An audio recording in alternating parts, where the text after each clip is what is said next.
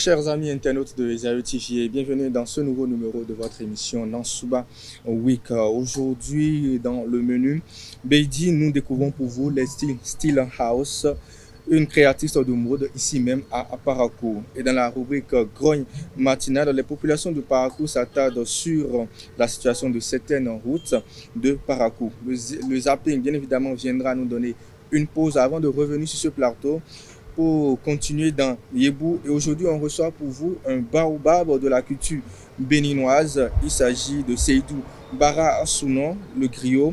Il vient ici en tant que directeur artistique et culturel du FAC, entendu comme Festival des Arts et Cultures de Sinandé. Il va nous entretenir sur ce Festival des Arts à Sinandé.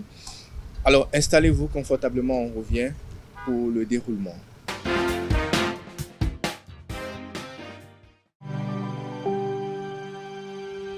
Tu viens d'avoir le bac ou tu veux te reconvertir dans un domaine d'avenir, faire le choix du numérique et rejoindre l'école supérieure d'administration, d'économie, de journalisme et des métiers de l'audiovisuel ESAE. De nouvelles filières sont disponibles dès cette rentrée: informatique et multimédia, informatique industrielle et maintenance, réseau informatique et télécommunications, système informatique et logiciel, sans oublier les filières initiales: administration générale, administration des finances, administration des affaires, sciences juridiques, sciences économiques, sciences de gestion, journalisme et métiers de l'audiovisuel. ESAE est disponible sur 4 sites: Cotonou-Bedroumendé, Cotonou-Akpakpa, Abomey-Calavi et Parakou. Pourquoi choisir l'ESAE? Des formations conçues pour le marché de l'emploi, des enseignants expérimentés et passionnés, des infrastructures modernes avec équipement de pointe, des opportunités de stage et d'emploi garanties. Les inscriptions sont en cours et les places sont limitées. Ne rate pas ta chance,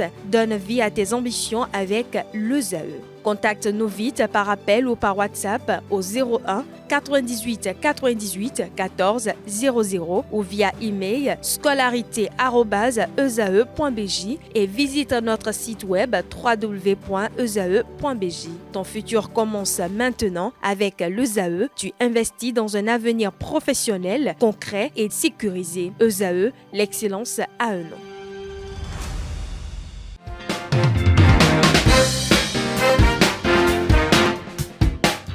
De nouveau, bonjour chers amis internautes de Esaü TV et bienvenue dans Nansouba Week de ce dimanche 15 mars 2026. On commence cette émission avec la rubrique Beidi. On découvre pour vous les Style House, qui est une créatrice de mode ici même à Parakou. Je vous invite à découvrir cette brillante demoiselle à travers cet élément signé Mouidine Lawani et Sylvie Dedeo.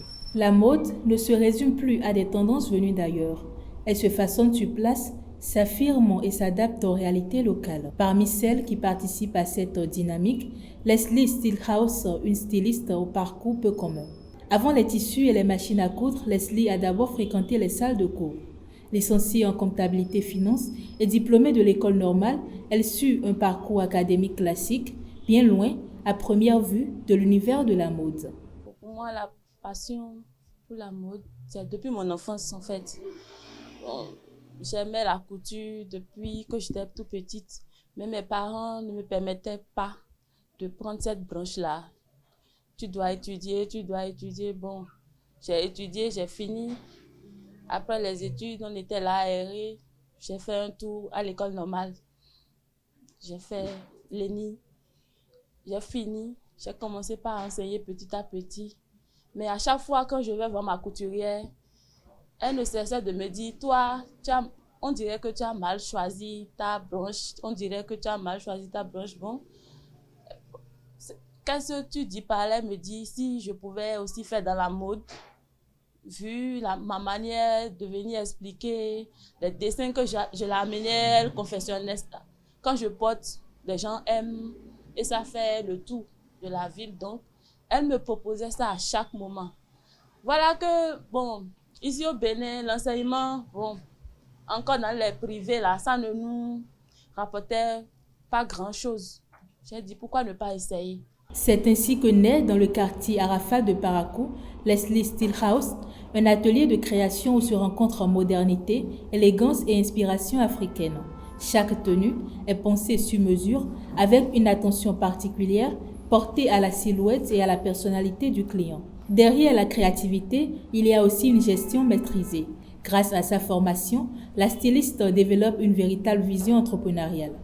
Ici à Parakou, comme nous on a fini, on a ouvert quelques-uns d'entre nous, sommes restés ici à Parakou, mais ce qu'on pensait, la réalité sur le terrain, elle est très différente. Puisque ici à Parakou, elle n'aime pas sortir de l'argent. Donc c'est souvent difficile pour nous de leur faire un bon travail. Puisque sans l'argent, on ne peut pas acheter les fournitures, les matériaux agréables pour faire les bons, pour confectionner des bonnes tenues. Comme chez nombreux travailleurs manuels, la réalité du métier impose aussi son lot de défis. Il y aura une cliente qui t'amène voir au moins 10 complets et qui ne donne même pas 5 francs. Et elle te dit de finir avant qu'elle paye. Mais quand toi tu prends tes petits et les économies, et arrives à la satisfaire, bon, peut-être qu'elle peut commencer par dire on ne m'a pas payé, j'attends mon salaire. Bon, on fait avec. Institutrice jusqu'en 2020, Leslie n'a jamais rompu le lien avec le monde de l'éducation. Aujourd'hui encore, elle continue à sa manière d'accompagner et de soutenir ceux qui l'entourent. Lors de mon passage ici, j'ai constaté que la dame, elle était vraiment dévouée à son travail. Dès qu'elle reçoit une commande, elle se donne à fond pour livrer et elle fait de son mieux pour que la cliente soit satisfaite. Sur le plan professionnel, je peux dire que j'ai constaté qu'elle assure bien le développement de son atelier, la gestion, tout est au top avec elle. À travers son parcours, Leslie incarne une nouvelle génération de créateurs polyvalents, formés et pleinement conscients des réalités économiques de leur métier. Un itinéraire qui rappelle que les diplômes ne brident pas les rêves, mais peuvent au contraire leur offrir des bases solides pour s'épanouir. Merci beaucoup pour ces belles images. Mouidine Lavani, Sylvie Dedéou. Cette fois-ci, on enchaîne avec la rubrique suivante. Vous le savez très bien, la grogne. Je vous invite à la suivre.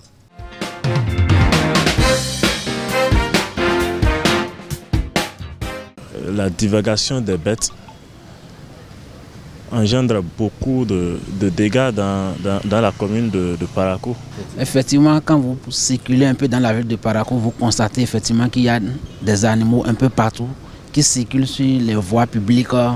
Ça dérange vraiment parce qu'il y a de cela quelques temps, devant moi, un jeune a eu un accident par rapport à ça. Et ça, je pense que l'État, bon, si je parle de l'État, je parle de la mairie au niveau décentralisé, doit prendre des mesures idoines.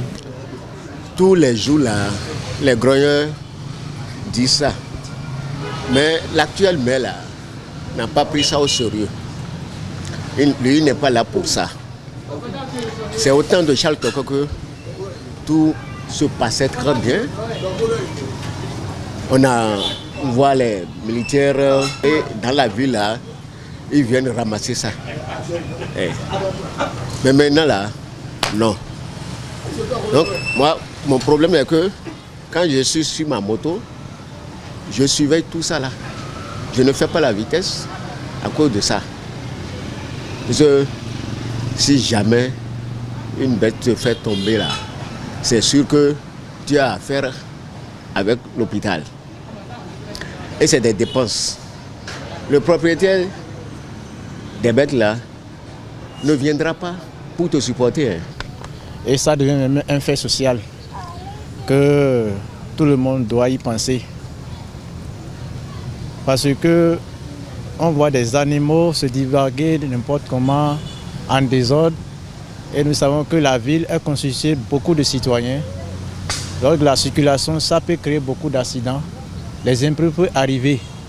Donc ce qu'on peut dire à la population est que ceux qui sont les propriétaires de ces bêtes doivent essayer de les faire les enclos ou soit de les garder dans un endroit pour éviter ou soit pour épargner le danger à l'égard de la population. On continue cette émission et on va dans la rubrique Yébou. On reçoit pour vous aujourd'hui un baobab de la culture béninoise, celle du Nord, Bénin en particulier. Il s'agit bien évidemment de Seydou Barasounon le griot. Il vient ici en tant que directeur artistique et culturel du FAC, entendu comme le Festival des Arts et Cultures de Sinandé. Il va nous entretenir sur ce festival. Mais en attendant, on va faire une pause dans le zapping avant de revenir sur ce plateau pour Yébou.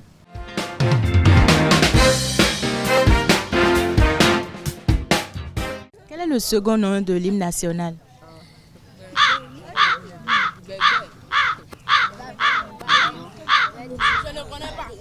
Enfant du Bénin debout. Qui a composé l'hymne national? Gilbert Dayon. Quelle est la capitale économique du Bénin? Porto-Novo. Et la capitale politique?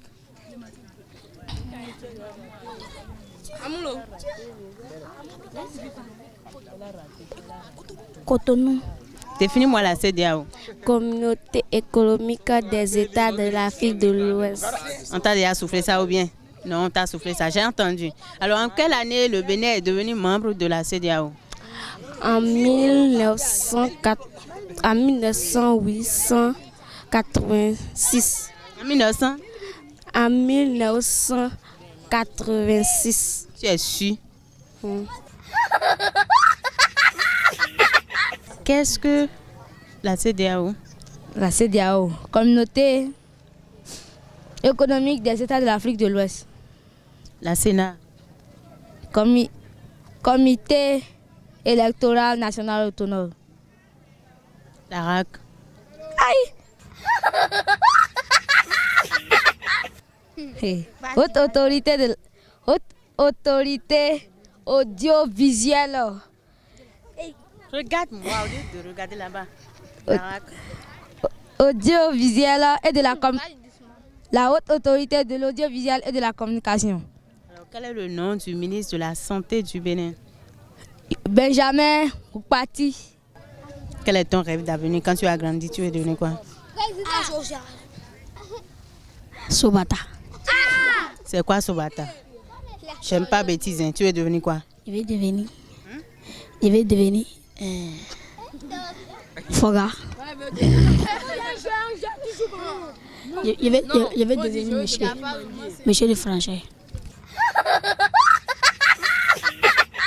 Qu'appelle-t-on circuit électrique? Un circuit électrique est un circuit qui peut allumer la chambre. Un circuit électrique est une montagne qui peut alimenter une chambre.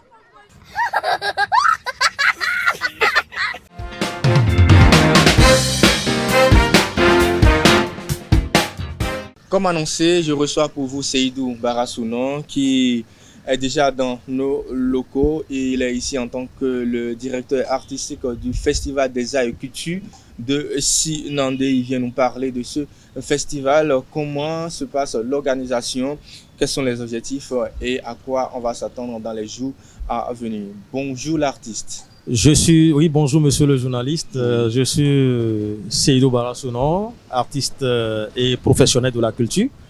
Mais je suis ici, je me présente en tant que directeur de festival. Donc, voilà, ça, ouais. Voilà, vous allez faire l'effort quelquefois de regarder votre caméra et on va échanger. Alors, si vous êtes ici aujourd'hui, c'est pour nous parler de ce festival-là. Dites-nous déjà, le festival, il est à combien d'éditions déjà? Le Festival des Arts et Cultures, en un premier temps, a pour l'objectif de réunir les fils et filles de la commune de Sinandé, essayer de passer à une promotion des arts et cultures et aussi penser à la transmission de ce savoir, de ce patrimoine culturel immatériel en voie de disparition. Et ce festival nous permettra en quelque sorte de passer le message sur le vivre ensemble, la cohésion sociale, la transmission, les valeurs culturelles endogènes, les valeurs éducatives autour de la culture. Oui, donc nous sommes à la 3e édition. Oui. Et cette 3e édition, comme je le dis, c'est d'abord un festival qui est organisé en collaboration avec l'association Parole d'Afrique. Oui. Et la mairie, dans le cadre de cette collaboration, organise chaque année cette édition, ce festival dont nous sommes dans la 3e édition. Alors, d'où est quand même née cette idée d'organiser un festival? En un premier temps, l'idée vient de l'association Parole d'Afrique dont je préside. Et nous avons fait des études sur le patrimoine de la commune de Sinandé. Et les études ont donné que dans la commune, nous avons de potentiel culturel, de potentialité culturelle à valoriser. Alors, comment valoriser ce patrimoine? Est-ce que nous n'allons pas penser par des activités culturelles? En un premier temps, l'association a créé une demande et on a adressé au maire. Et ainsi, ils nous ont invités pour échanger autour du plan de développement culturel de la commune. C'est ainsi que le festival a été proposé. Le projet a été proposé à la mairie et la mairie a accompagné pour la première fois, la deuxième fois et aujourd'hui nous sommes dans la 3e fois. Donc, et là, nous avons une convention élaborée en bonne et due forme entre l'association Parole d'Afrique et la commune de Sinandé qui ensemble organisent cet événement. Voilà, et quand on parle de festival, on parle quand même de valorisation de culture et de tradition. Quelles sont donc les cultures et traditions que vous cherchez particulièrement à valoriser au cours de ce festival? Autour de ce festival, nous cherchons d'abord à réunir les fils et filles de la commune, à dialoguer, à faciliter le dialogue intergénérationnel, à faciliter le vivre ensemble, la cohésion sociale, parce que en tout, il faut d'abord la valeur humaine. Donc si nous qui vivons autour de cette culture, si nous n'avons pas une synergie d'écoute, si nous n'avons pas un lien commun, humain aussi, qui nous relie, même si nous sommes en train de vouloir promouvoir une culture, c'est que les résultats passeront à côté. Et alors, revenons maintenant au but du sujet. Nous voulons promouvoir les arts et culture. Et quand on parle des arts, c'est toute une multitude de disciplines. Oui. Donc, mais en un premier temps, nous avons le patrimoine culturel immatériel que nous ne pouvons pas toucher, mais qui nous permet quand même d'avoir une trace identitaire de notre culture que nous valorisons à travers le tourisme, à travers les différentes danses et chants, à travers les arts griotiques, les arts de l'oralité, tout cela qui se produit autour d'un événement. Et nous avons un programme bien riche qui permet de regrouper tout ce volet-là. Tout ce volet-là. Et parlons du programme qui est bien riche, comme vous l'annoncez. Et quelles sont les principales activités prévues quand même pour ce festival? Les principales activités prévues pendant ce festival, nous avons une caravane inter-arrondissement. Donc, le festival va parcourir tous les arrondissements, faire les dialogues communautaires pendant ce festival sur des thématiques cohésion sociale, protection de l'enfant, vous voyez, un peu de tout. Donc, c'est sur plusieurs thématiques que nous aurons à faire des dialogues intercommunautaires. Et nous aurons les expositions pendant ce festival-là. Nous aurons des concerts géants. Chaque soir, c'est qu'il y aura un concert. Et nous avons des jeux et compétitions. Nous avons des animations culturelles, des ateliers de formation, des activités scientifiques, donc des conférences, panels et des expositions, des présentations. Nous aurons des artistes modernes qui vont prester chaque soir. Et nous avons des différentes randonnées touristiques que nous aurons à assister, puisque la commune de Sinandé a pu élaborer un plan de travail dans ce sens-là. Nous avons réalisé un inventaire du patrimoine culturel de la commune qui permet aujourd'hui, pendant le FAC, de savoir qu'est-ce que nous détenons, qu'est-ce que nous avons en termes de patrimoine, où aller visiter. Nous avons des guides touristiques qui sont formés, qui sont déjà sur place en train de travailler et qui, pendant le festival, là, auront le privilège quand même de mettre à l'aise tous les touristes, tous les festivaliers, à pouvoir mieux connaître la commune, à savoir le potentiel touristique, culturel et artistique de la commune. Voilà. Et tout ceci, ça va se passer pendant combien de jours? C'est du 21 au 26 avril 2026 à Sinandé. Voilà. Alors, et quelles sont donc, parce que vous êtes à la 3e édition, alors quelles sont les nouveautés, la particularité de cette édition? La particularité de cette édition, c'est que nous avons en un premier temps changé le site du festival. Et le site du festival, nous sommes allés vers un site d'attraction touristique qui regorge de potentiel en termes d'identité culturelle. Donc ce site qu'on appelle Pétéré, Pétéré, c'est un site touristique et là sera abrité cette année le festival. Donc en un premier temps, nous avons là un lieu touristique et au même moment une activité, un événement qui se passe. Donc ça fait un brassage. Et deuxième chose, nous avons innové en termes de communication. Nous aurons des scientifiques qui ont fait des recherches et des chercheurs qui ont fait des travaux de recherche dans le domaine culturel, dans le vivre ensemble, c'est-à-dire la cohésion sociale. Ils ont travaillé sur ces thèmes-là. Nous avons ceux-là qui ont fait des travaux sur les différentes danses, sur les sites touristiques de la commune qui viendront présenter ça pendant le festival. Et pendant cette caravane interculturelle, inter-arrondissement, nous aurons à échanger avec la communauté. Nous aurons à rencontrer des collégiens, des élèves, faire des contes de cohésion sociale, des contes d'identité qui éduquent. Vous voyez? Parce qu'aujourd'hui, quand nous parlons du festival, il faut qu'on parle aussi à l'objectif que nous poursuivons. C'est la transmission du savoir en voie de disparition. Alors, si nous ne pouvons pas aller vers la population, si nous ne pouvons pas aller vers les jeunes générations, c'est que l'objectif ne sera pas atteint. Voilà. Dites-nous, comment est-ce que la population locale participe-t-elle à ce festival? En un premier temps, je dois dire merci d'abord à toute la population de Sinandé qui accueille ce festival à bras ouverts, les têtes couronnées, en particulier Sa Majesté Yawakina Tokosari, roi de Sinandé, qui soutient chaque année le festival. Donc les élus de notre municipalité, de la commune de Sinandé, ils sont aussi à remercier à travers cette activité-là, qui chaque année essaie dans leur budget communal prévoir une ligne pour la culture, ce qui est très important. Donc, et ça fait un grand soutien pour nous.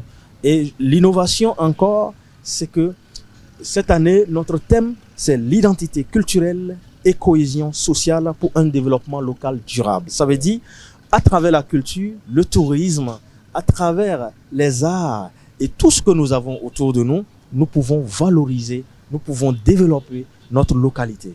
La culture est un paramètre de développement. Vous voyez? Donc, nous tenons réellement à remercier tous ceux-là, la population de Sinandé qui attend déjà le festival et qui, pendant le festival, se discipline à écouter, à transmettre, à recevoir et à dialoguer. Voilà, on s'achemine petit à petit vers la fin de cet entretien. Je vais vous demander, l'organisation d'un festival nécessite forcément des moyens, des partenariats. Où est-ce que vous en êtes actuellement? De quoi avez-vous besoin pour la bonne réussite? Alors, moi, je profite déjà de lancer toujours un appel vers les partenaires, les hommes de bonne volonté qui tiennent toujours... Regardez dans la caméra et lancez l'appel directement. Moi, je pense que c'est l'occasion de dire d'abord merci à Esaïe TV et de lancer un appel à tous les partenaires techniques, partenaires financiers qui déjà ont reçu nos demandes ou qui nous voient, qui nous suivent déjà à distance à travers les écrans, puissent quand même se manifester volontairement pour accompagner cet événement, parce qu'aujourd'hui la culture, elle est universelle. Le Festival des Arts et Culture de Sinandé, c'est juste un festival qui réunit, qui regroupe, qui dialogue autour de quelque chose qui concerne tout le monde. La culture, elle est universelle et elle est à tous. Je pense que nous allons demander la bonne volonté et que ce festival soit un festival qui va concerner tout le Bénin en général. Et nous demandons aussi aux médias qui pensent nous accompagner pour la visibilité de ce festival, de vraiment le faire à cœur vaillant. Et nous remercions déjà ceux-là qui ont fait le premier pas au niveau de l'accompagnement, sans oublier notre partenaire technique qui chaque année il nous accompagne, c'est Suno Musique. Il s'occupe de la sonorisation, de l'éclairage, tout ce qui est logistique, et il nous accompagne, et ensemble nous irons encore plus loin. Voilà, et nous sommes déjà à la fin de cet entretien. Je vais vous demander un dernier message à l'endroit de nos populations, tout en rappelant bien évidemment la date et les jours où vont se tenir le festival. Donc j'invite déjà toute la population du Borgo, de l'Atakora, j'invite toute la population du Borgo, du Nord en général et du Bénin, et à se présenter à ce festival-là. C'est un festival qui regroupe toutes les cultures. C'est pour ça que nous parlons des cultures, toutes les cultures. Et c'est du 21 au 26 avril 2026 à Sinandé, un festival gorgé de d'un menu riche en culture et en éducation. Donc je pense que c'est le moment que nous puissions quand même aller vers notre culture, qui est notre identité. Voilà. Et pour vous contacter en cas de partenariat, pour nous contacter, c'est le 01 41 16 33 53.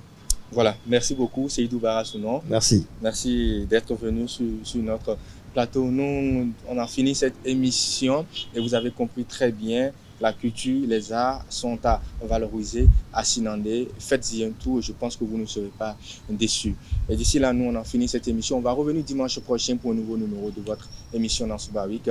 Chers amis internautes, merci de vous abonner, de continuer à suivre nos programmes et de ne surtout pas oublier d'activer la cloche de notification pour ne rien rater de nos programmes. D'ici là, portez-vous bien et bon appétit chez vous.